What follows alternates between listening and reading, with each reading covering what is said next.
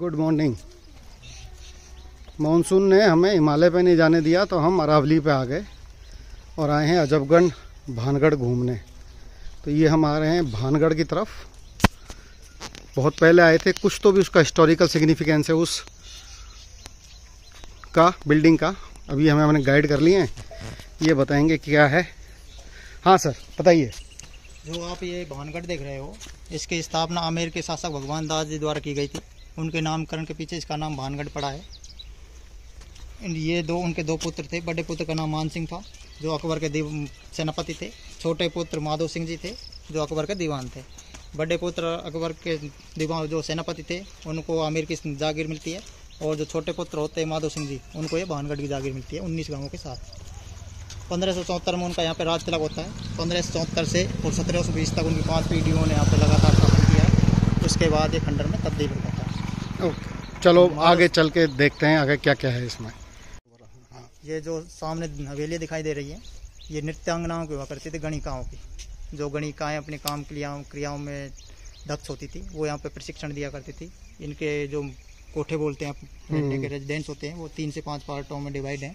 उनका मतलब 3 से 5 क्रियाओं में जो निपुण होते थे, उस हिसाब से उनकी योग्यता के हिसाब से उनको कोठे दिए जाते थे। दिखाई दे रहे हैं, ये मतलब छोटे लोकल किसान होते थे, ग्रामीण एरिया के। वो अपनी फसल बेचने आया करते थे और फसलों के बदले यहाँ से मोटा अनाज बेच के जाते थे। और मोटा अनाज के बदले खाने के लिए गुड़ शक्कर ऐसी चीज़ें लेके जाते थे। देने को भोग की वस्तुएं मिलती थी। ये आ गया लोकल मार्केट। हाँ, लोकल मार्केट भानगढ़ का। चूड़ी वूड़ियों की दुकानें, इस तरह का कुछ बोर्ड भी लगा हुआ है ना इसमें आगे। हाँ, आगे से वो जौहरी मार्केट आ जाएगा उस पर। तो ये सारा का सारा जौहरी बाजार है। हाँ, ये पूरा जौहरी बाजार है आगे तक। लो भाई, तो पेट में था जौहरी है काम। हाँ जौहरियों का काम तो होता ही होगा। हाँ, उस टाइम का सबसे बड़ा ज्वेलर्स का केंद्र था।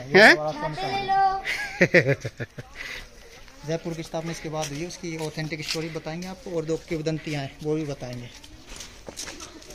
ये आ गए हम दूसरे गेट पे। क्या नाम है भैया इस गेट का? त्रिपोलिया गेट। त्रिपोलिया गेट। हनुमान जी महाराज यहाँ भी हैं सुरक्षा के लिए। और वो गोपीनाथ जी का मंदिर। ये है सेकंड दीवार, सेकंड सुरक्षा दीवार। आइए चलते हैं गोपीनाथ जी मंदिर दर्शन करने। तेज धूप थी, भगवान ने एक काली बदली भेज दी हमारे लिए। आओ गोपीनाथ जी का दर्शन करें। यस सर बताइए। इसकी 2 स्टोरियाँ हैं। एक तो जो आप किंवदंतियाँ बोलते हैं, वो किंवदंती जो लोगों के द्वारा सुनी जाती है, जिनका कोई प्रमाण नहीं होता, लिखित या कैसा भी। और एक होते हैं हिस्ट्री वाली, ऐतिहासिक, जिसका इतिहासकार दावा करते हैं। अपन आपको दोनों बताएंगे। पहले आपको किंवदंती सुनाते हैं। जो आप उधर देख रहे हो, जो सामने छतरी दिखाई दे रही है, ये पहले बॉस टावर होता था निगरानी के लिए। इसके पीछे एक तांत्रिक की समाधि बनी हुई है। अच्छा। तांत्रिक जो पहले कुटी बना कर रहते थे, तो उसकी कुटी थी वहाँ पे। जो उसका नाम सिंधु सेवड़ा था। सिंधु सेवड़ा नाम का तांत्रिक वहाँ पे साधना करते थे। तो बताते हैं, एक बार वो यहाँ पे नीचे सोमेश्वर महादेव जी का मंदिर है, 11वीं सदी का है। डॉक्टर एडवोकेट हरिशंकर गोयल जी अलवर के इतिहासकार हैं, वो बताते हैं 11वीं सदी का सबसे प्राचीन मंदिर है। सोमेश्वर नाथ जी भगवान शंकर को समर्पित है। उसमें शिवलिंग बना हुआ है। उसके पास एक कुंड है, प्राकृतिक जल कुंड, जो हमेशा पानी से भरा रहता है। तो वो यहाँ पे पूजा अर्चना के लिए आते थे। तो एक बार क्या होता है, वो पूजा अर्चना करके जैसे जाते हैं, तो उधर से रानी रत्नावती होती है। जो रानी रत्नावती यहाँ से 12 किलोमीटर दूर तीतरवाड़ा खुर्द गाँव है, वहाँ के जागीरदार बडगुजर जागीरदार होते हैं, उनकी राजकुमारी होती है। उनकी शादी यहाँ के माधो सिंह जी राजा होते हैं, उनसे होती है। तो रानी रत्नावती बेहद सुंदर थी, और जितनी सुंदर थी उससे कहीं ज़्यादा अपनी तंत्र क्रियाओं में सिद्धस्त थी। तो एक बार वो पूजा अर्चना के लिए आते हैं, तो इधर से जो तांत्रिक होते हैं सिंधु सेवड़ा जी, वो निकल के जाते हैं और उधर उनकी पालकी आती है। जैसे वो रानी रत्नावती पालकी से उतरती है, तो तांत्रिक उनके दर्शन कर लेते हैं। जैसे उनके दर्शन करते हैं, तो उनके रूप पर वो आसक्त हो जाते हैं। आसक्त होने के बाद वो मतलब उनको प्राप्त करने के लिए लालयित रहते हैं, तरह तरह की योजनाएं बनाते हैं कि मैं किस तरीके से रानी को प्राप्त करूं, कैसे इसको मेरी बनाऊं। उन्होंने कई कुछ चेष्टाएं भी की, लेकिन वो जो रानी रत्नावती होती है उन पर उनकी देवी होती है, इष्ट देवी होती है सती माता, उनकी साक्षात कृपा होती है, उनकी दया से उनके पास सिद्धियाँ होती हैं जो हमेशा उनकी रक्षा करती है। जब जब उन्होंने मतलब कुछ चेष्टा की तांत्रिक ने, तब तक उन्होंने उनकी सिद्धियों ने उनसे रक्षा की। एक बार क्या होता है, जब उनकी कोई भी पेश नहीं खाती है तांत्रिक की, तो वो यहाँ पे पीछे प्राचीन काल का केवड़े का बगीचा बना हुआ है, तो वहाँ से केवड़, अब श्रावण मास आएगा, जैसे बारिश होगी श्रावण मास आएगा तो उसमें फूल आते हैं, फूलों से खुशबू आती है और इत्र बनाते हैं। तो उन्होंने उसे फूल लिए, फूलों से इत्र बनाया। इत्र बनाने के बाद उसको तेल होता है बालों में लगाने के लिए, तेल में उसको मतने के बाद जो वशीकरण मंत्र होता है, उस वशीकरण मंत्र से उस तेल को अभिभूत किया। अभिभूत करने के बाद दासी के हाथों उस तेल के पात्र को रानी के पास भिजवाया, बोला कि इसको रानी को देना, इसके लगाने से रानी के अच्छे पुत्र की प्राप्ति होगी, यहाँ के राज्य का विस्तार होगा तथा धन धान की समृद्धि होगी, प्रजा हमेशा सुखी रहेगी, कोई भी समस्या नहीं आएगी। जैसे ही रानी के पास जो दासी वो पात्र को लेकर आती है, तो बोलती है ऐसे ऐसे महाराज जी ने कहा है। तो जो यहाँ की रानी रत्नावती थी वो उसकी कुछ चेष्टाओं से पहले वाकिफ थी, किस नियत से दिया होगा। तो उन्होंने जो उनके पास जो सिद्धियाँ थी, जो माता की कृपा थी, तो उन्होंने एक मंत्र पढ़ा और जो तेल का पात्र था उस पर छोड़ा। जैसे वो तेल के पात्र पर मंत्र को छोड़ते हैं तो उस तेल में हलचल होती है, वो तेल का पात्र है तो वो तेल घूमने लगता है। इससे उस रानी रत्नावती को वहाँ पे डाउट होता है इसमें कुछ ना कुछ गड़बड़ है। जैसे तो उन्होंने क्या किया, उस तेल को नहीं लगा के वहाँ पे एक भारी भरकम शिला होती है, ऐसी बड़ी पत्थर की शिला होती है, तो उस पर वो फैला देती हैं, डाल देती हैं। तो उसमें ऐसा अलार्म सेट था, मतलब ऐसा वशीकरण किया था, जो कोई भी उस तेल को लगाएगा तो वो स्वतः ही जैसे ही रात के 12 बजेंगे तांत्रिक के पास वशीभूत होकर पहुँच जाएगा। तो उन्होंने तो लगाया नहीं था, शिला पे पटक दिया था। तो इधर से जैसे ही 12 बजते हैं तो वो शिला यहाँ से उड़ के जाती है। उधर जो तांत्रिक होते हैं सिंधु सेवड़ा, वो वहाँ पे इंतज़ार कर रहे होते हैं कि रानी ने लगा लिया होगा और 12 बजे आएगी, लेकिन वो रानी ने लगा के जो चट्टान पे जो शिला पे जो पटका था, तो वो शिला यहाँ से 12 बजे उड़ के जाती है। उड़ के जाने के बाद वो जो वहाँ पे तांत्रिक होते हैं, तांत्रिक के ऊपर जाके पड़ती है, तथा तांत्रिक के ऊपर पड़ने के बाद जैसे तांत्रिक के प्राण निकलने को होते हैं तो वो श्राप देते हैं। जिस तरीके से मैं यहाँ पे तड़प के मर रहा हूँ, उसी तरीके से कल रात्रि को यहाँ पे ये नगर वाले यहाँ पे जो भी रुकेंगे वो सब तड़प के मर जाएंगे, खंडन तब्दील हो जाएगा। जैसे दूसरे दिन 12 बजते हैं, जैसे सुबह होती है, लोग बागों को पता चलता है ऐसे तांत्रिक ने मतलब श्राप दिया है, तो यहाँ से जो लोग पहले विश्वास करते थे श्रापों में, तो वो तो यहाँ से निकल जाते हैं, और जो पहले विश्वास नहीं करते थे वो यहाँ पे रुक गए। ऐसे माना जाता है, लोग बागों को मानना है जो यहाँ पे रुके थे, तो जैसे यहाँ के 12 बजते हैं तो यहाँ एक भूकंप उठता है। भूकंप उठता है तो यहाँ पे जितना भी मतलब यहाँ पे मकान दुकान हवेलियाँ थी, हरिशंकर गोयल जी बताते हैं यहाँ पे 9,942 मकान थे उस टाइम, सारे खंडर में परिवर्तित हो जाते हैं और केवल ये 4 मंदिर बचते हैं उस टाइम के। बाकी यहाँ चूने सीमेंट बजरी का प्रयोग नहीं किया गया, पत्थर से पत्थर कटिंग इंटरलॉकिंग करके फंसाया हुआ है, तथा जो आप ऊपर झूमर देख रहे हो वो इंटरलॉकिंग की बोलते हैं उसको। ये है सेंटर कोर्ट यार्ड यहाँ का, सामने है भोले बाबा का मंदिर जहाँ अभी जाएंगे। ये है महल रानी का, ये पूरा खाली इसे बोलते हैं दीवाने खास, और ये है इधर दीवाने, सॉरी ये है दीवाने खास और ये है दीवाने आम, और ये 3rd दीवार। तो तीन रक्षा दीवार होने के बावजूद ये जगह खंडर हो गई। अब हम जाएंगे पहले मंदिर, वहाँ भैया हमको दूसरी स्टोरी बताएंगे जो एज पर हिस्ट्री क्या स्टोरी है, और फिर जाएंगे रानी के महल। तो ये है सोमेश्वर महादेव मंदिर, यहाँ पे शिवलिंग है। गोपीनाथ मंदिर में कोई मूर्ति नहीं थी।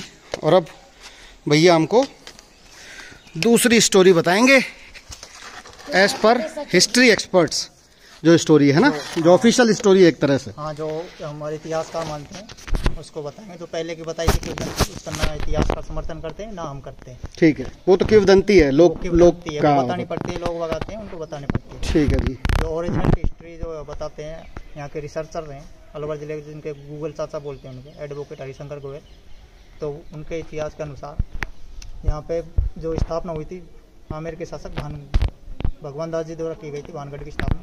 उनके 2 पुत्र थे, माधो सिंह जी और मान सिंह जी। माधो सिंह जी को एक 19 गांवों की जागीर के रूप में प्राप्त होता है। उनके बाद उनके पुत्र होते हैं छत्रसाल सिंह जी। छत्रसाल सिंह जी राज करते हैं। छत्रसाल सिंह जी के पुत्र होते हैं अजब सिंह जी। अजब सिंह जी 1635 ईस्वी में यहाँ से 10-12 किलोमीटर दूर अजबगढ़ का निर्माण करते हैं। अजब सिंह जी के 2 पुत्र होते हैं काबली सिंह जी और हरि सिंह जी। काबली सिंह जी बड़े होते हैं, शासक बनते हैं। हरि सिंह जी छोटे होते हैं, उनको पिपलाई गांव की जागीर दी जाती है। अब उधर की उस टाइम मुगलों का शासन आ गया था। अकबर के बाद जहांगीर के बाद शाहजहाँ और शाहजहाँ के बाद औरंगजेब आ चुके थे। मुगलों ने इनको प्रलोभन दिया हरि सिंह जी को कि आप इस्लाम कबूल कर लो, हम आपको भानगढ़ दिला देंगे। तो इधर जो हरि सिंह जी होते हैं तो उनके चारों पुत्र इस्लाम कबूल कर लेते हैं और जो हरि सिंह जी अदपर में मर जाते हैं। उसके बाद उनके पुत्र इस्लाम कबूल करते हैं। उनके 4 पुत्र होते हैं, नाथू सिंह, साधु सिंह, दौलत सिंह और दक्कन सिंह। चारों इस्लाम कबूल कर लेते हैं और मुस्लिम बन जाते हैं। वो शाही सेना होती है जो वहाँ पे त्रिपोलिया गेट है, उनका रेजिडेंस उधर ही होता था। पहले जो संधि हो जाती थी वहाँ पे शाही सेना की टुकड़ी होती थी। शाही सेना यानी मुगलों की सेना होती थी। उनको शाही सेना को सैलरी मिलती थी और जो सामंतवादी या जागीरदार होते थे उनको सैलरी नहीं मिलती थी, केवल जागीरें मिलती थी। वो इनके कुटुंबीजन या परिजन अपने आप करते थे। तो वो शाही सेना में को अपने आप में मिला लेते हैं और यहाँ पे आक्रमण कर देते हैं। जो यहाँ के शासक होते हैं काबली सिंह, उनकी मृत्यु के बाद इनके पुत्र का लालन पोषण अजबगढ़ में होता है। उनके पुत्र का नाम जसवंत सिंह होता है।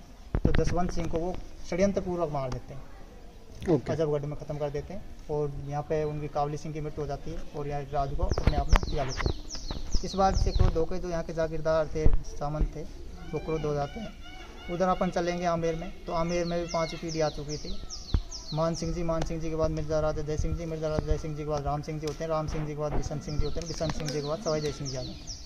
सवाई जय सिंह जी को ये लेटर लिखते हैं, यहाँ से प्रमाण भेजते हैं कि ऐसे ऐसे आपके वंशजों ने इस्लाम कबूल कर लिया है और जो यहाँ के असली वारिस के हकदार थे उनको षड्यंत्रपूर्वक मार दिया है। तो उधर से जो यहाँ के जो शासक थे सवाई जय सिंह जी, वो अपनी सेना लेके आते हैं कुछ समय बाद और यहाँ के जो इस्लाम कबूल किए हुए 4 पुत्र होते हैं उन 4 पुत्रों को मारते हैं और जो यहाँ का जो राजमहल है उसके ऊपर के 3 खंड हैं, तीनों खंड राजा रानियों के लिए रिजर्व थे, उनके नौकरों, खास नौकरों के लिए, उनको तोड़ देते हैं तथा 4 पुत्रों को मार देते हैं। उसके बाद यहाँ पे संरक्षक की वो होती है यहाँ पे आवश्यकता कि अब कैसे संभाला जाए। जो वहाँ के शासक होते थे सवाई जय सिंह जी आगरा रहते थे, मुगलों की राजधानी आगरा थी, वहाँ आमेर का संभाले या फिर भानगढ़ का। तो उनके सामने समस्या आती है, खासतौर पर यहाँ पे जो व्यापारी वर्ग था, जौहरी मार्केट, व्यापारी वर्ग का उच्च प्रेशर पड़ा उनके ऊपर। उन्होंने प्रेशर बनाया कि साहब हम कहाँ जाएँ, हमारी रक्षा कौन करेगा। तो उन्होंने कहा हमको मोहलत दीजिए, हम कुछ करते हैं आपके लिए। तो उन्होंने 1720 से 1727 तक जयपुर की स्थापना की। जो आप यहाँ पे जितने भी गेट देखोगे, बाहर 5 गेट हैं, 5 गेटों के निर्माण वहाँ पे करवाया। जयपुर का परकोटा जो पुराना पिंक सिटी बोलते हैं उसको, उसमें करवाया। जो यहाँ पे मंदिर देखोगे, मंदिरों का निर्माण वहाँ पे करवाया। जो वहाँ पे आप आमेर में देखोगे, आमेर के जो परकोटे हैं के जो पोल हैं उनका निर्माण वहाँ पे करवाया, वहाँ के मंदिरों को वहाँ पे ट्रांसफ़र किया। तो 1727 में यहाँ पे सबसे पहले जो व्यापारी वर्ग थे इनको वहाँ पे ले जाकर शिफ्ट किया। यहाँ का जो जौहरी मार्केट है इससे बड़ा वहाँ पे जौहरी मार्केट का निर्माण करवाया ताकि भानगढ़ और आमेर दोनों के जौहरी यहाँ पे व्यापार कर सके। इस तरीके से। और हरिशंकर जी गोयल जी मानते हैं, मतलब ये इतिहासकार मानते हैं कि ये जो टूटने का कारण है ये अपने आप, मतलब इनको आदेश दिया गया था जो भी यहाँ से जाएगा अपने मकान को स्वयं तोड़ के जाएगा। अच्छा, इसीलिए ये 4 मंदिर बचे हुए हैं। इन मंदिरों को किसी ने भी नहीं छुआ, बाकी के सारे मकान अपने अपने द्वारा तोड़े गए हैं, न कि किसी भूत जिंद या फिर किसी हो। यदि वो मान लें चक्रवात या भूकंप आया तो कोई न कोई एक मंदिर तो टूटता या फिर 1-2 हवेलियाँ या मकान बचते।